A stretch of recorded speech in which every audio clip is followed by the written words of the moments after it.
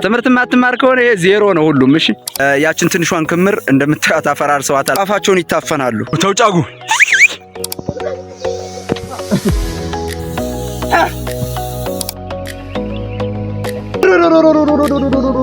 ፓርት 3 ጀምሯል። ክፍል 3 አውድማው ደርሰናል። በሬ ቀርበዋል። አውድማው መጀመሪያ ይጠረጋል። ክምሩ ይሄን ይመስላል። አውድማው ዝናብ ጥሎበት ስላደረ ወረር እስኪያደርገው ወይም ወረር እስኪያደርገው ማለት ፀሐይ እስኪመታው ደረቅ እስኪል ለማለት ያክል ቀበለኛ ቋንቋ ይባላል። ለሌላ አካባቢ አዲስ የሆነ ቋንቋ ማለት ነው ቀበለኛ ቋንቋ ማለት። ለማንኛውም ወረር እስኪያደርገው ወይም ፀሐይ እስኪመታው ድረስ እርጥበቱ እስኪደርቅ ድረስ እንጠብቃለን።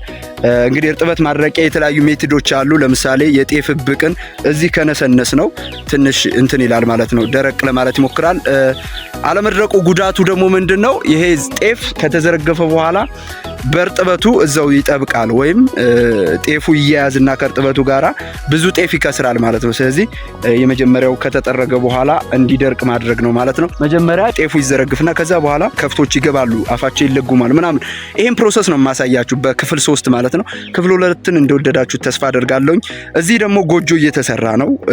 ያው ድግስ በብዙ ስለሚመጣ ወይም ለማረፊያ ፀሐይም ስለሚሆን ለማረፊያ እንዲመች ጥላ ቦታ እዚህ ጋር ጎጆ እየሰሩ ነው አባቶቻችን እንደምታዩቸው ማለት ነው።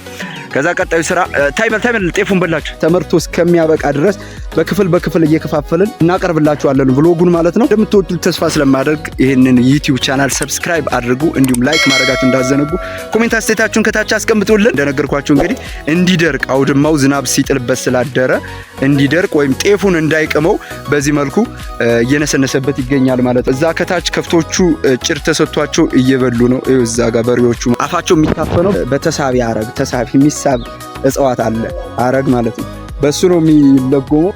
ሰየኝ ያባት ግን ትምህርት ተማር። ትምህርት ማትማር ከሆነ ይሄ ዜሮ ነው ሁሉም። እሺ በዜሮ ነው ማባዛብ።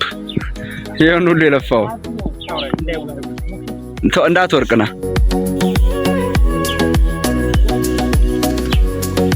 እንደምታዩት እንግዲህ እየተነሰነሰ ነው። ክምሩ እየፈረሰ ይገኛል። ይሄን ያክል ክምር፣ ይሄን ትልቅ ክምር እንግዲህ ሊደበለል ነው ማለት ነው።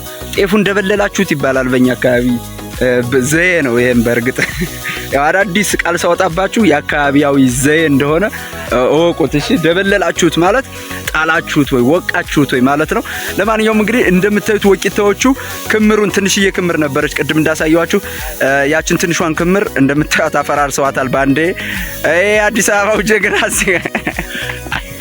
የአዲስ አበባው ጀግና ዛሬ ጉዱ ሊፈላ ነው። በዚህ መልኩ እየተነሰነሰ ይቆይና አውድሞ ሁሉም ከለበሰ በኋላ ምንድነው የሚሆነው? ከፍቶቹ ተለጉመው ይገባሉ። እያበራዩት እየደቀቀ እየተነሰነሰ ይቀጥላል ማለት ነው። እየተበረበረ እየተገላበጠ እየተነሰነሰ ይቀጥላል። ይሄን ብሎግ በጣም ነው የምትወዱት በእርግጠኝነት። እስከ መጨረሻው ማየታችሁን እንዳዘነጉ፣ ሰብስክራይብ ማድረጋችሁንም እንዳዘነጉ፣ እንዲሁም ላይክ፣ ሼር፣ ኮሜንት አስተያየታችሁን ጻፉልን። በእናንተ አካባቢ እንዴት ነው የሚዘጋጀው ጤፍ እንዴት ነው የሚወቀው የሚለውን እናንተ እንትን ማለት አለባችሁ። እንደምታዩት ይሄም ከአዲስ አበባ የመጣ ነው። በነገራችን ላይ ወቅቱ ጥር አካባቢ ስለሆነ ለበዓል የመጡ እንግዶቻችንም ዛሬ እዚህ ደፍተናቸው ነው የምንውለው። ጤፍ እንዴት እንደሚበሉት እዛ ጋኛ አጣርተን የመጣነውን የላክንላቸውን ጤፍ ነው የሚበሉት። ዛሬ ግን እዚህ ፕሮሰሱ ምን ይመስላል እንዴት ነው የሚወቀው የሚለውን በደንብ ግንዛቤን ፈጥርላችኋለን ብለን ተስፋ እናደርጋለን ለነዚህ ሰዎች ማለት ነው። የከተማ ሰዎች ካላችሁም ይሄንን የምታዩ እንዴት ለፍተው ገበሬዎች እንዴት ለፍተው ጥረው ግረው እንደሚያመጡት በዚሁ ታውቃላችሁ። ገበሬ ልጅ ስትሆኑ ማለት ነው ሁሉንም ከአባታችሁ ጋር እየተከታተላችሁ ነው የምታውቁት ማለት ነው የምትማሩት። ይሄ ልጅ እንግዲህ አባቱን ተከትሎ ነው የመጣው። እንደምታዩት አባቱ የሚያደርገውን ስራ ሁሉ ይሰራ። አቅም ነው እንጂ የሚያጥረው ምን እንደሚሰራ በትክክል ሁሉንም ነገር ያውቃል።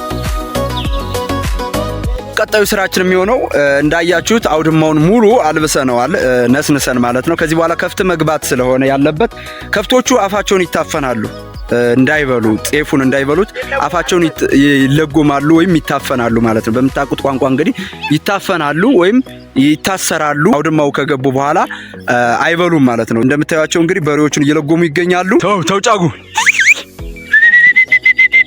ተው ዘቅ በል እንዳይወጋ ታው እንደምታዩ ሲለጎም እንዳያስቸግር እንዳይዋጋ ህፃኑ እዚህ ጋር እያባበለው ነው እያከከለው ዳልጋውን እያከከለት ነው። አላሞቹን ለጉም ታይ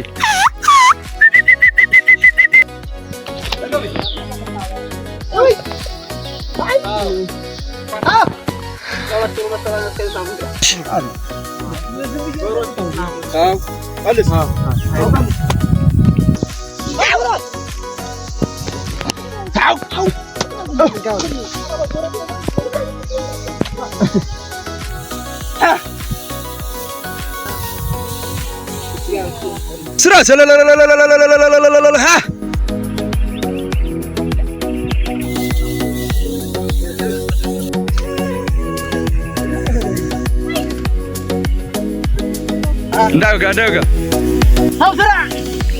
Sura.